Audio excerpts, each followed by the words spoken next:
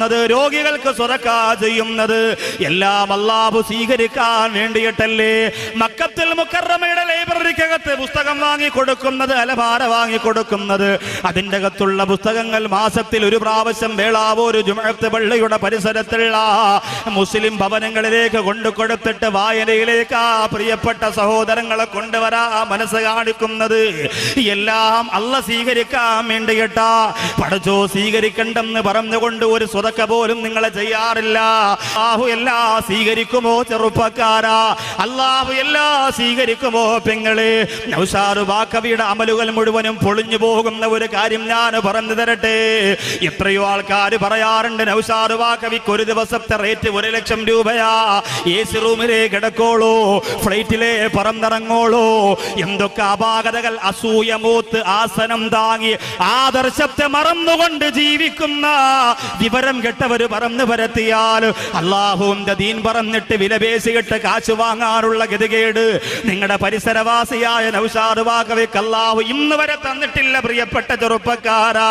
പക്ഷേ ഞാൻ ഓർമ്മപ്പെടുത്തുകയാ, ഞാൻ പ്രസംഗിക്കുന്നത് അല്ല സ്വീകരിക്കണമെന്ന നിയ്യത്ത് മനസ്സിൽ വെച്ചുകൊണ്ടാ ജുമഅക്ക് വേണ്ടി വെള്ളക്കടവ് പള്ളി പോകുന്നത്, അതുപോലെ സ്വതക്കകൾ ചെയ്യുന്നത്, പാവപ്പെട്ടവരെ സഹായിക്കുന്നത്, ദിക്ർ ചൊല്ലുന്നത് എല്ലാം അല്ലാഹുവേ എന്റെ അമലുകൾ സ്വീകരിക്കണമെന്ന. പക്ഷേ എന്റെ അമലുകൾ മുഴുവനും അല്ലാഹു തള്ളിക്കളയുന്നതിനുള്ള ഒരു കാരണം ഞാൻ പറഞ്ഞു തരട്ടെ. ചെറിയങ്കീഴുള്ള എന്റെ വീട്ടിന്റെ അകത്ത് കഴിഞ്ഞുകൂടുന്ന എന്റെ പ്രസവിച്ച എന്റെ ഉമ്മ, എന്നെ ഓമനിച്ച എന്റെ ഉമ്മ, എനിക്ക് മുലപ്പാൽ തന്ന എന്റെ ഉമ്മ, എന്നെ തോളത്ത് വെച്ചിട്ട് താരാട്ടുപാടി എന്റെ ഉമ്മ, എനിക്ക് പനി വരുമ്പോ ഉറങ്ങാൻ കഴിയാതെ തോളത്ത് വെച്ചുകൊണ്ട് ഹോസ്പിറ്റലിലേക്ക് പൊട്ടിക്കരന്ന് കൊണ്ടുപോയ എന്റെ പ്രിയപ്പെട്ട ഉമ്മ, ഞാൻ ഭക്ഷണം കഴിച്ചില്ലെങ്കിൽ ഒരു വകയും കഴിക്കാറ് എന്നെ മാറോട് ചേർത്ത് വെച്ചുകൊണ്ട് ഉറങ്ങാറ് ഉറക്കം നടിച്ച എന്റെ പ്രിയപ്പെട്ട ഉമ്മ, ഇന്നും എനിക്ക് വേണ്ടി ദുആ ചെയ്യുന്ന ഉമ്മ. ആ പ്രിയപ്പെട്ട ഉമ്മയുടെ മനസ്സ് ഞാൻ വേദനിപ്പിച്ചിട്ടുണ്ടോ? ആ ഉമ്മയെ ഞാൻ കരയിപ്പിച്ചിട്ടുണ്ടോ? എന്നാലും നീ എന്നോടങ്ങനെ ചെയ്തല്ലോ മോര് എന്ന് പറഞ്ഞുകൊണ്ട് എന്റെ ഉമ്മ എന്റെ വീട്ടിന്റെ അകത്തിരുന്ന് കരഞ്ഞാൽ, എന്റെ പ്രിയമുള്ളവര്, ഏത് വാക്കവിയാണെങ്കിലും അവന്റെ സർവ്വ ഇബാദത്തുകളും അല്ലാഹു വലിച്ചെറിയുകയാണ്. അവന്റെ സുജൂദുകളെ അല്ലാഹു കബറടക്കുകയാണ്. അവന്റെ അദ്കാറുകളെ അത് ചെയ്തു പോലെ മനുഷ്യന്റെ മുഖത്തേക്ക് വലിച്ചെറിഞ്ഞു കൊടുക്കാനുള്ള മലക്കുകളോട് പറയുകയാ, നിങ്ങൾ ചെയ്തതും അങ്ങനെ തന്നെയാണ്. ഏതൊക്കെ സൽക്കർമ്മം ചെയ്തിട്ടുണ്ടോ മുഴുവനും അല്ല പറയും, ഉമ്മായ വേണ്ടാത്തവന്റെ നിസ്കാരവും നോമ്പും അവന്റെ ഒടുക്കത്തെ ഹജ്ജ് ഒന്നും എനിക്ക് വേണ്ട, മുഴുവനും അവന്റെ മോന്തായത്തിലേക്ക് വലിച്ചെറിഞ്ഞു കൊടുക്കും. ഉമ്മ ആരാന്നവൻ അറിയട്ടെ. ആ ഉമ്മയെ എന്റെ വേളാവൂർ മജ്‌ലിസിൽ വന്ന ചെറുപ്പക്കാരാ, എന്റെ ഉമ്മ പെങ്ങന്മാരെ നമ്മൾ തിരിച്ചറിയണം. എങ്ങനെ തിരിച്ചറിയണം? ഉമ്മയുടെ പേര് ആരിഫ ബീവി എന്ന, ഉമ്മയുടെ വാപ്പാടെ പേര് അബ്ദുൽ ഖാദർ സാഹിബ് എന്ന, രണ്ടുപേരും പുത്തമ്പുരയ്ക്കൽ വീട്ടിൽപ്പെട്ടവരാ, വേളാവൂര് പഞ്ചായത്തിൽപ്പെട്ടവരാ. അങ്ങനെ അറിഞ്ഞാൽ പോരാ, അതൊക്കെ ഇന്ന് ബാക്കിയുള്ളതിനൊക്കെ നല്ലതുപോലെ നിങ്ങൾക്കറിയാം അല്ലേ? ഉമ്മാക്ക് റേഷൻ കാർഡ്, ഗ്യാസിന് പ്രത്യേകിച്ച് കാർഡ്, ഗ്യാസിന് കാർഡ്, ഗ്യാസ് ട്രബിളിന് കാർഡ്, എന്നെല്ലാത്തിനും കാർഡാ, ആധാർ, അങ്ങനെ ഒരുപാട് കാർഡുകളുടെ ബഹളമാണ്. എവിടെയെങ്കിലും അപകടത്തിൽ ആരെങ്കിലും ആക്സിഡന്റ് പെട്ടാൽ ആദ്യം ഹോസ്പിറ്റലിൽ കൊണ്ടുപോകുന്നതിന് പകരം പുറകിലിരിക്കുന്നവൻ പറഞ്ഞ കാക്കാര കാർഡ് ആദ്യം നുള്ളി പുറകിയെടുക്കാനേ പറയാം. കാരണം അതിനുവേണ്ടി ഒരുപാട് ഓടേണ്ടി വരും, അതുകൊണ്ടാണ്. അപ്പോൾ അതുകൊണ്ട് സഹോദരങ്ങളെ, ആ സാധുവായ ഉമ്മയെ നമ്മൾ തിരിച്ചറിയണം. എങ്ങനെ തിരിച്ചറിയാനാണ്? ഉമ്മ എന്ന വാക്കിന്റെ അത്ഭുതത്തെ നമുക്ക് തിരിച്ചറിയാൻ സാധിക്കും. അല്ലാതെ വീട്ടിലേക്ക് കയറി ചെല്ലുമ്പോൾ ഉമ്മറത്തിരിക്കുന്നത് ഉമ്മയാണ് എന്ന് മനസ്സിലാക്കിയിട്ട് ഉമ്മ ഹലോ ഓക്കെ അങ്ങനെ കയറിപ്പോയാൽ പോരാ. അതിന് നിങ്ങൾ വല്ലാത്ത മിടുക്കരാന്ന് എനിക്കറിയാം. അങ്ങനെ പോയാൽ പോരാ. എങ്ങനെ തിരിച്ചറിയും? ആരാണ് ആ ഉമ്മയുടെ അത്ഭുതത്തെ തിരിച്ചറിയിച്ചു തരുന്നത്? ലോകത്ത് ഉമ്മയെ കുറിച്ച് പഠിപ്പിക്കുന്ന ഒരേ ഒരു സ്ഥാപനം ഇന്ന് മദ്രസയല്ലേ ഉള്ളൂ. നിന്റെ ഉമ്മയാരാണ്? ഉമ്മയോടുള്ള കടമ എന്താണ്? ഉമ്മയെ എങ്ങനെ ബഹുമാനിക്കണം? ആ മദ്രസയിൽ മക്കളെ പഠിപ്പിക്കാൻ കിട്ടുന്നതോ? ഇപ്പൊ തന്നെ സഹോദരിമാർ ഭർത്താക്കന്മാരോട് പറയും, അടുത്ത വർഷം എൻ്റെ കുട്ടിക്ക് 20 മിനിറ്റ് പോലും മദ്രസയിൽ പോകാൻ പറ്റൂല. അതെന്താടി അങ്ങനെ ആക്കിയേ? ഉസ്താദ് വല്ല പ്രശ്നമുണ്ട്? ഉസ്താദിന്റെ പ്രശ്നമല്ലേക്കാ, അടുത്ത വർഷം UKG-യിലല്ലേ കള്ളൻ. കാരണം ഈ വർഷത്തെക്കാലം കുറച്ച് ഞാൻ പഠിക്കണ്ടെന്ന് ഒരിക്കലും ഞാൻ പറയൂല. എൻ്റെ മക്കളെ ഏറ്റവും നല്ല ഭൗതിക വിദ്യാഭ്യാസം കൊടുക്കണമെന്ന നിയത്തിൽ തന്നെയാണ് ഞാനും ജീവിക്കുന്നത്. പക്ഷെ അതെല്ലാം ബാക്കിയുള്ളതൊക്കെ കബറിന്റെ അടി കയറ്റിയിട്ടല്ല ചെയ്യാനുള്ളത്. ബാങ്ക് കേൾക്കുമ്പോൾ ബാങ്കിന് ശേഷമുള്ള ദുആ ചെയ്യുന്ന ഒരു ഡോക്ടറാക്കാൻ നിങ്ങളുടെ മക്കളെ അങ്ങനെ മാറ്റാൻ നിങ്ങൾക്ക് സാധിക്കും. ബിസ്മില്ലാഹിർ റഹ്മാനിർ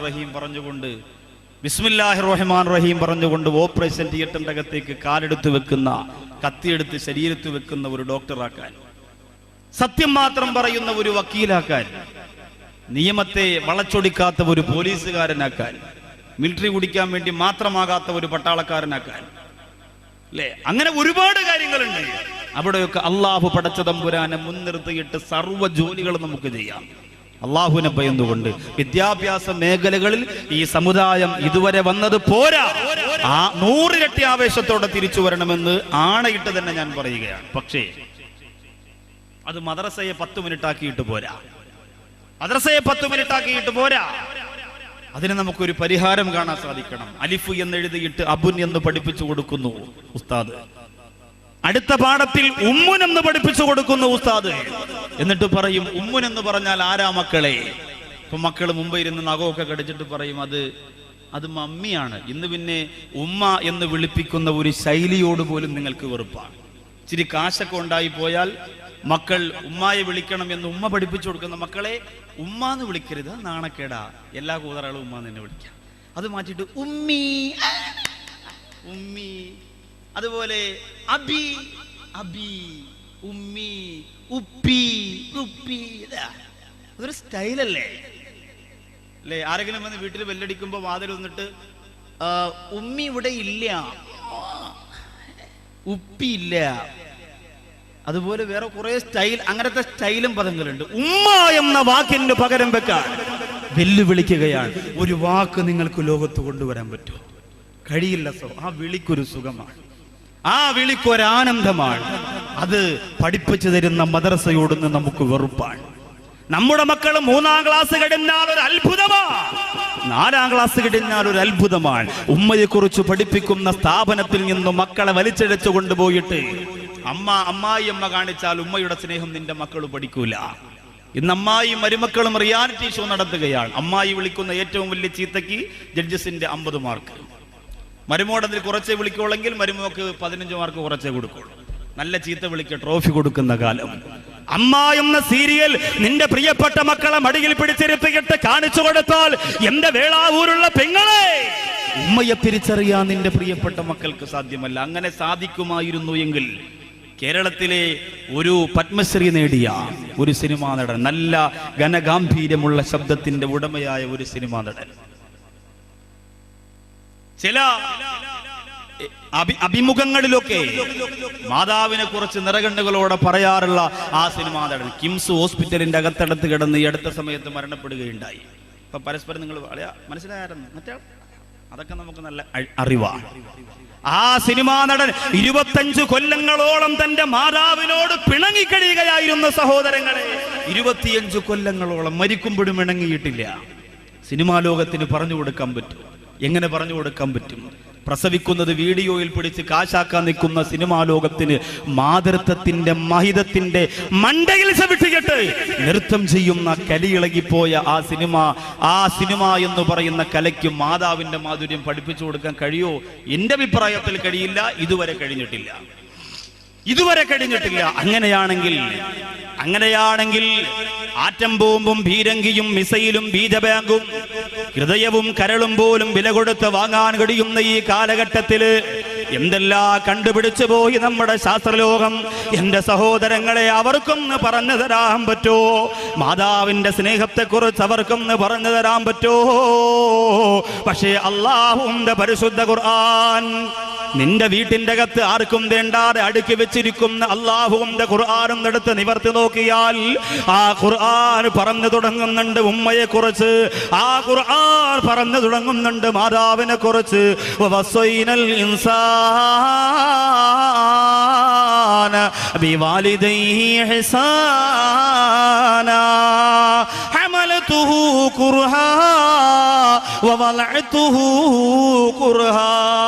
അല്ലാഹുവിന്റെ ഖുർആൻ പറയുന്ന മാതാവിന് സ്ഥാനക്കയറ്റം കിട്ടാനുള്ള കാരണമെന്തേ? മാതാവിനെ കുറിച്ച് ആവേശത്തോടെ ഇസ്ലാം പറയാനുള്ള കാരണമെന്തേ? പ്രധാനപ്പെട്ട രണ്ട് കാര്യങ്ങളാ ഖുർആൻ പറയുന്നത്. ഹമലതുഹു കുർഹാ, ഒരുപാട് ബുദ്ധിമുട്ട് അനുഭവിച്ചിട്ടാണ് ഉമ്മ നിന്നെ ഗർഭം ധരിച്ചത്, ഗർഭം ചുമന്നത്. ഹമലതുഹു കുർഹാ, കഷ്ടപ്പെട്ടുകൊണ്ട് നിന്നെ ചുമന്നു. അതത്ര ചെറിയ കാര്യമല്ല.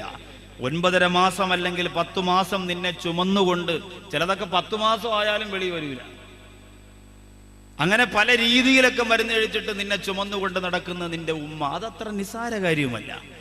നിങ്ങൾ പറയാം അതിനേക്കാളും വലിയ ഭാരമൊക്കെ നമുക്ക് ചുമക്കാൻ പറ്റും. പക്ഷേ ഇതുപോലെ പൊക്കിൽ കൊടിയുമായി അറ്റുപോകാതെ കുരുങ്ങിക്കിടക്കുന്ന ഒരു ഭാരം വയറ്റിന്റെ അകത്ത്, അത് കേവലം വളർന്നുകൊണ്ടിരിക്കുന്നു. അതിനിടയിൽ മാനസികമായ ടെൻഷൻ ഉണ്ട്. അല്ലാഹുവേ, വയറിനകത്ത് കുഞ്ഞ് അനങ്ങുന്നുണ്ടോ, കുലുങ്ങുന്നുണ്ടോ, അതൊക്കെ പരിശോധിക്കുന്നുണ്ട്. ഇതൊക്കെ നോക്കണം, അതിൻ്റെ കൂടെ ജോലി ചെയ്യണം. ഇന്നത്തെ സഹോദരിമാർക്ക് പിന്നെ ഗർഭവതിയാണെന്ന് അറിഞ്ഞാൽ മതി, ഭർത്താവ് എപ്പോഴും AC കൊണ്ടിരുത്തി ചാരിയിരുത്തി ആപ്പിളും എല്ലാം കൊണ്ട് കൊടുത്ത്, മോളെ അനങ്ങരുത്, കുലുങ്ങരുത്, എൻ്റെ വിത്താണ്, തകർക്കണം അതൊക്കെ പറഞ്ഞ് എല്ലാം കൊണ്ട് കൊടുത്ത് സെറ്റപ്പാണ്. പണ്ടങ്ങനല്ല. 1 വയറ്റിൽ, 2 കട്ടിലിൽ, 3 തൊട്ടിലിൽ. 1 മണിക്ക് തൻ്റെ കുടുംബനാഥൻ വീട്ടിലേക്ക് പാടത്ത് പണി കഴിഞ്ഞു വരുമ്പോൾ കഞ്ഞിയും ചമ്മന്തിയും ചീനി പുഴുങ്ങിയതൊക്കെ തയ്യാറാക്കി വെച്ചില്ലെങ്കിൽ കരണക്കുറ്റിക്ക് 3 വേറെ ഇരിക്കും. ഇങ്ങനെ കഷ്ടപ്പെട്ട ആ ഉമ്മ ജീവിച്ചു. അന്ന് മക്കൾക്കൊന്നും ഒരു ഗുരുവില്ല. ഇന്ന് AC കിടന്ന് വെറ്റാലും ഡോക്ടർ പറയും ഷുഗർ ഉണ്ടോ എന്നൊരു ചെറിയ സംശയമുണ്ട്. 7ാമത്തെ മാസം കൊണ്ട് ടെസ്റ്റ് ചെയ്ത് നോക്കുമ്പോൾ ഡോക്ടർ പറയും തല തിരിഞ്ഞാണല്ലോ കിടക്കുന്നത്. അപ്പോഴും തന്നെ ഈ ഭാര്യ പറയും അത് പിന്നെ വാപ്പായ പോലല്ലേ വരുള്ളൂ, വാപ്പ തിരിഞ്ഞാൽ പിന്നെ മോൻ എങ്ങനെ തിരിയാതിരിക്കും. അപ്പൊ ഇതൊക്കെ സംഭവിക്കുമ്പോഴും ഉമ്മ അത്ഭുതം തന്നെയാണ്. ഖുർആൻ പറയുന്നത് അതാണ്. ഉമ്മായുടെ സ്നേഹത്തെ കുറിച്ചല്ല ഖുർആൻ പറഞ്ഞത്. ഉമ്മാക്ക് ഈ വിലയുണ്ടാവുന്നതിന്റെ കാരണം സഹോദരിമാരിപ്പം മുകളിലിരുന്നുകൊണ്ട് പറയണോ അടിപൊളിയടി, ഇന്നെല്ലാം നമ്മളെ കുറിച്ച് മാത്രമേ ഉള്ളൂ.